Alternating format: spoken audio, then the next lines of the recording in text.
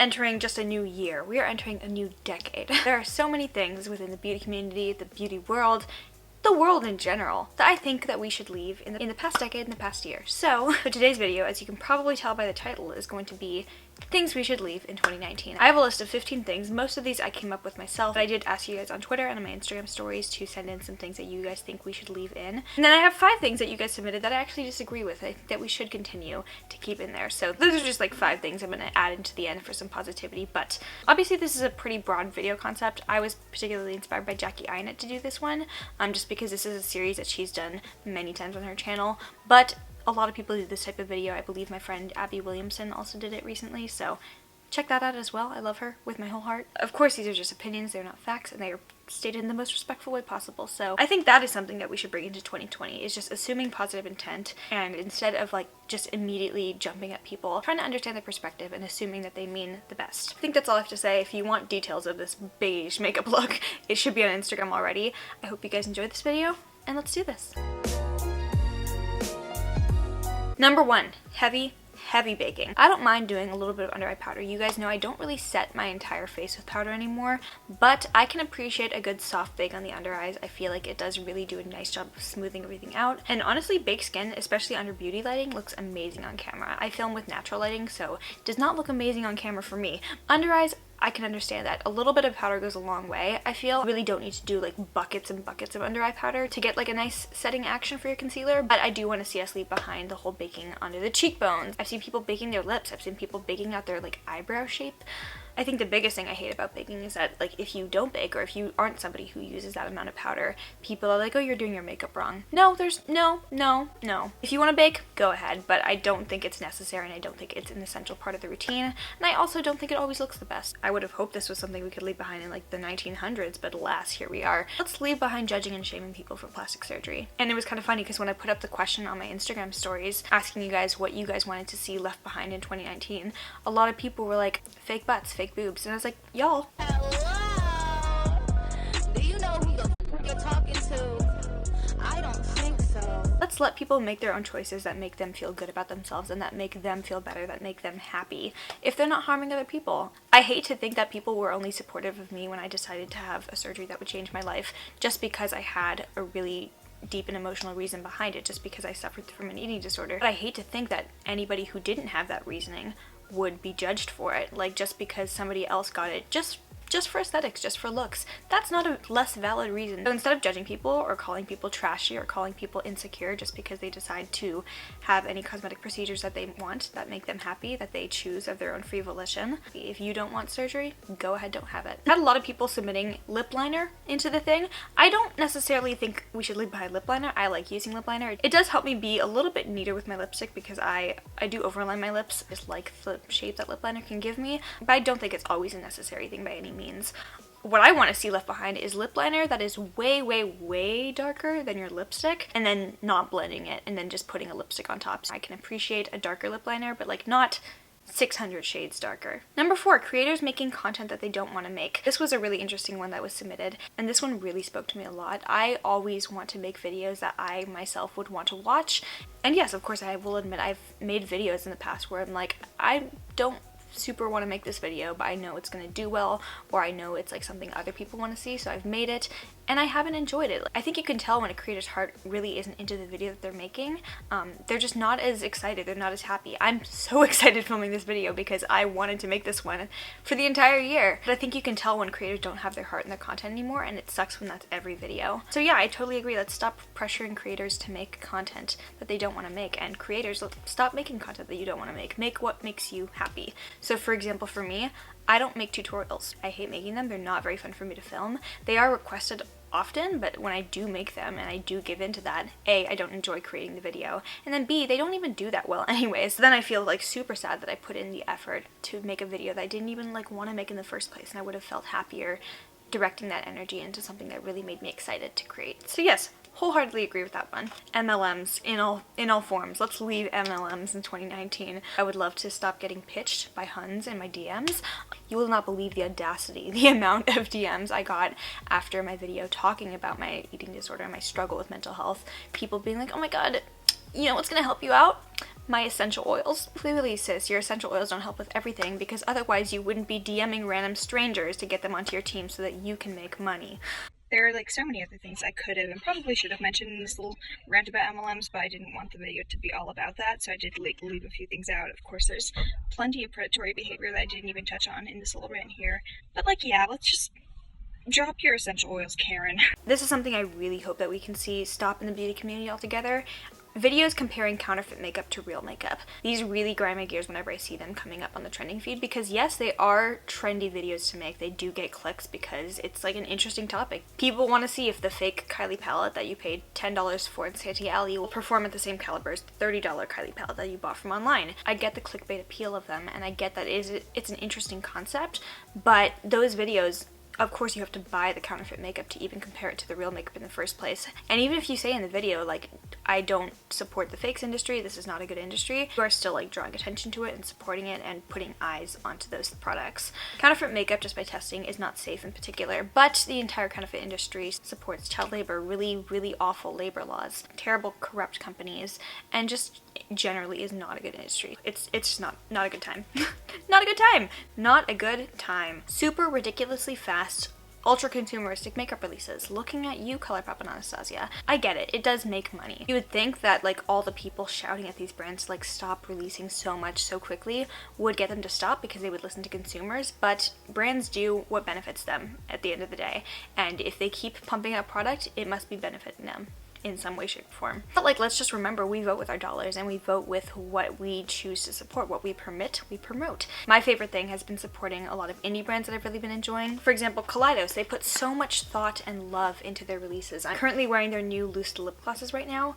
Every single launch that they've come out with this year has been purposeful and thoughtful. I believe there's been like 2 major launches, and they've just done such a great job with the entire packaging, the aesthetic. You can just tell how much love and care goes into these products. Same goes for like Cover FX. Honestly, they're one of those high-end brands. Obviously, they're in Sephora. They're very hyped up. The monochromatic duos were the like biggest release of the year for them, and they really have not released pretty much anything since because they don't need to. I think when your product is good quality, you clearly put a lot of effort into the entire like collection and the aesthetic of what you're presenting. I think it reads as a lot more authentic. I think people get excited about those launches because A, they're not as frequent, and B, there just seems like there's a lot more thought and effort put into the launch rather than like, then here's 3 new Norvina palettes that you did not ask for. So while I'm 99.9% sure that the fast makeup releases and the fast pace of the beauty world is not going to stop in 2020, I think that we as consumers can do a better job of just being mindful. Let's leave behind PR searches in 2019. And you know what? I can't appreciate part of a PR search. This was one of the most submitted things into that Instagram question that I did. I do agree a lot to some extent. I think the PR searches, especially the big Anastasia,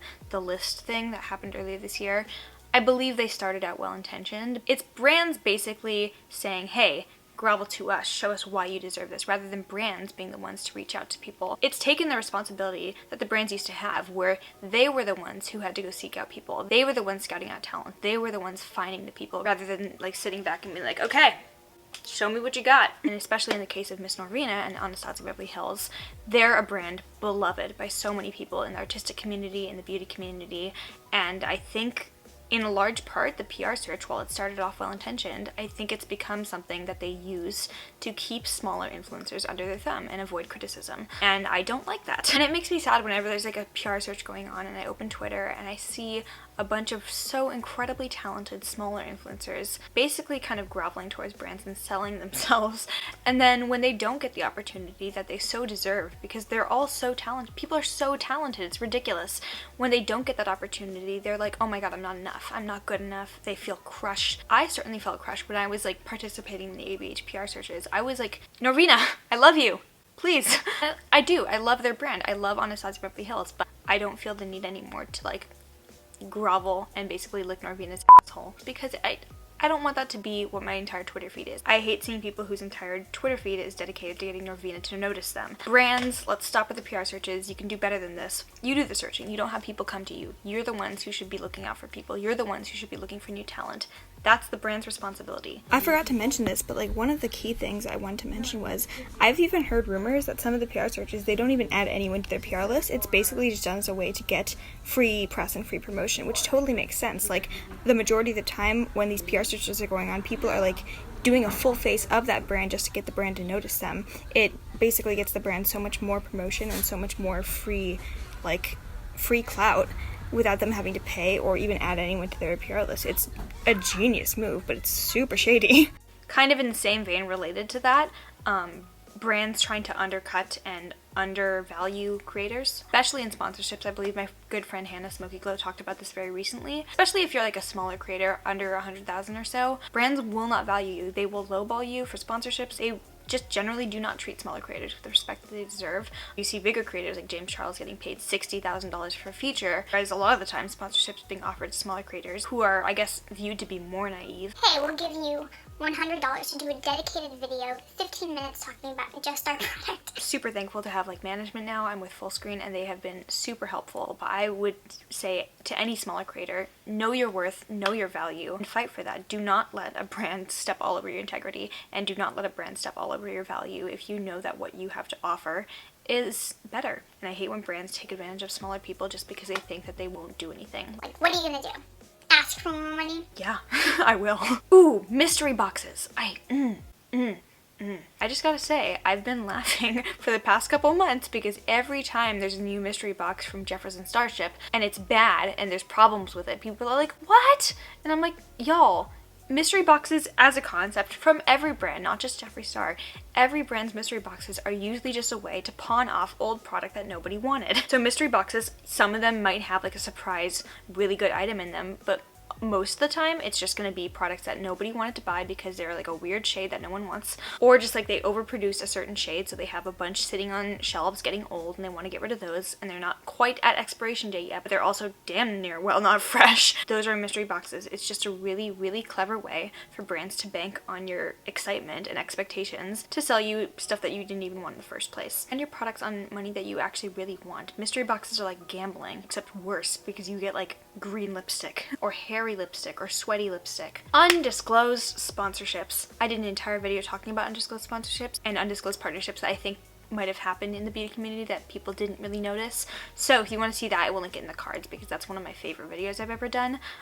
Kind of got me in trouble. It's fine. It's fine. But yeah, let's stop, especially on Instagram. I see it a lot on Instagram from some of the biggest beauty YouTubers and it's so annoying. I have tried my best to do sponsorships on my channel in a way that doesn't feel weird and kind of remove the stigma from sponsorships. And I think the majority of the time, audiences understand when creators take sponsorships and like what that means, and most of the time the sponsorship itself doesn't affect the way that people view the integrity. It's the way that the person goes about doing the sponsorship. And I think undisclosed sponsorships are so bad. They don't just affect the person and their relationship with their subscribers, it affects every other beauty creator because once someone's caught lying, everyone immediately thinks that everybody else is lying too. Petty beauty community drama. Could not agree more. Wish adults could just be adults. Why y'all got to lie?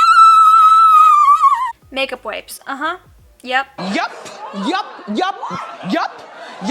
Let's leave makeup wipes in 2019. They're not good for your skin. They're not good for the environment. Harsh, they contain a lot of surfactants that are really damaging to your natural skin barrier. They don't even remove all your makeup in the first place. The only reason I have makeup removers in my vanity are for when I'm doing swatches and I want to take everything off my arm. Then it's fine, but I never ever use makeup wipes on my face because they're so not good for you. I know they're a convenience thing, and I would say like if it was something that actually did act as a convenient way of using cleanser, I would say, yeah, okay, maybe. But it doesn't even cleanse your face. So, big ass 60 shade eyeshadow palettes. My sweet spot for eyeshadow palettes is from like anywhere from like 10 to 14, 15 shades in a palette. Like a good ColourPop palette. That's like my favorite shape. Or like an Anastasia Beverly Hills palette. I think having that many shades in a palette kind of forces brands to be more concise and to really narrow down and curate this really good color story. I really, really hope that we can leave behind these like 35, 39, 50, 68 shade eyeshadow palettes because very, very hard to create a nice, compelling color story with that many shades because inevitably you're just going to add in so many different colors and then it's going to be weird and overwhelming and just like lipstick. Let's leave behind the big eyeshadow palettes trend. I want to see more concise color stories, more mini palettes, honestly. That would be awesome. Liquid highlighter is primer. I know that it looks great on Instagram when you do the drippity droppity, but it really just, disgusting! It emphasizes literally every pore and every like piece of texture you have in your face, so it's really only going to look good and luminous and dewy on people who have perfection for their skin. I know Huda Beauty does this a lot in her like beauty tutorials on Instagram and stuff, doing like a full face of her body liquid highlighter on her face. It just does not look great. So I hope we can leave that behind as well. And then 5 things that you guys want to leave in 2019, but I disagree. I think we should keep these things throughout the next decade. Number 1, fanny packs. Whoever submitted this. Your mom's a hoe. Okay, they're not cute. I wouldn't wear one like with a fashion outfit if I was going shopping and something, but fanny packs are excellent for frat parties or just like any kind of dancing, any type of like going out where you don't want to have like crossbody bag thumping against your hip as you yike on somebody, or even like a backpack when you're dancing. It's just like not fun. I like having my hands free so I can do like whatever I want, but I also like having things with me because I'm the mom friend. I'm always the one who has like band-aids, condoms, whatever you want in my purse. Spare hair ties, I'm the one who carries around everyone's lipsticks. Usually I'm carrying my phone and then 4 other people's phones as well. So having a nice fanny pack that can fit all the things I need while still looking somewhat okay, giving me my hands to dance and do whatever I want. Fanny packs are great. No, they're not the pinnacle of fashion. I don't think that they ever have been or ever will be. They're wonderful. They're a great invention. Love fanny packs. Thank you for coming to my TED Talk. Another sentiment that was popular was let's leave behind tanning in 2019. I don't fully agree, like I partially agree. I definitely think that we should leave behind like the super extreme tanning where you go from like this shade to like a whole different ethnicity. Tanning within reason, I think like 2 to 3 shades darker, like that's fine. Some people just like can't tan naturally. I burn really easily, so I like getting a good spray tan every now and then if I want to look just a little bit like more healthy. Like I've been getting some vitamin D because I am in fact very vitamin D deficient, and I have been for years, and my doctor is very concerned. I agree, but I also disagree. Like, well, let people be happy. This is one I highly disagree with. Someone said let's leave school in 2019. I get it.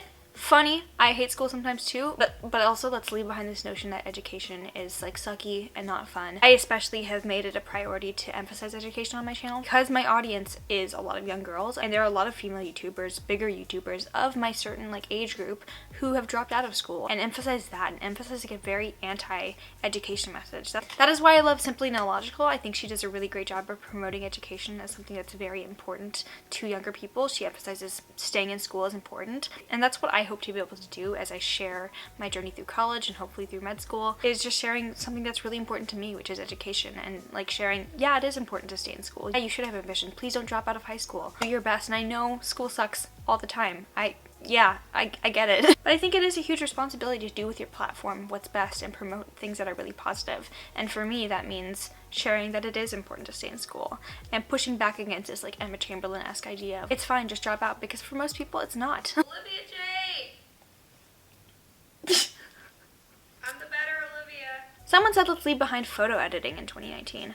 If we're just talking filters and stuff, no, absolutely not. Like, I love a good color correction. I love being able to take a photo that was like taken in really shitty lighting and just make it beautiful. It's a lot of the time, the world is so beautiful through your eyes, but then your camera lens catches this like dingy looking gray mass of shit. And I think photo editing allows you to kind of recreate that beauty that you really saw in real life into the photo. If we're talking like Photoshop and like Facetune and stuff, I also kind of disagree. To a certain extent, I do think that there is plenty of overuse of Facetune and Photoshop and photo editing. Like, I've been very upfront about the fact that I use Facetune, and I don't think it's the worst thing ever. It's not that deep. It's really not that deep. And number 5, y'all wanted to leave behind Tide Pods in 2019, and I agree, eating Tide Pods. Let's leave that behind in 2019, but like, Tide Pods are so convenient if you've ever done laundry in the shitty ass dorm laundry room. $1.20 for an awful spin cycle laundry machine, and then $1.45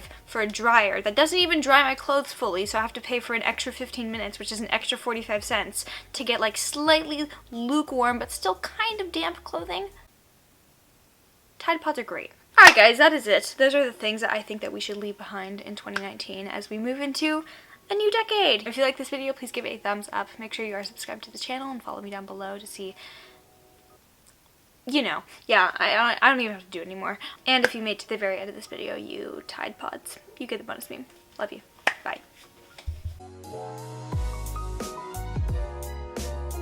You guys can judge me all day long. I came here to have a nice dinner, so just everybody relax. You all have to have somebody to blame and criticize instead of saying, what's the problem? The problem is you. Yes, it is. No, all of you can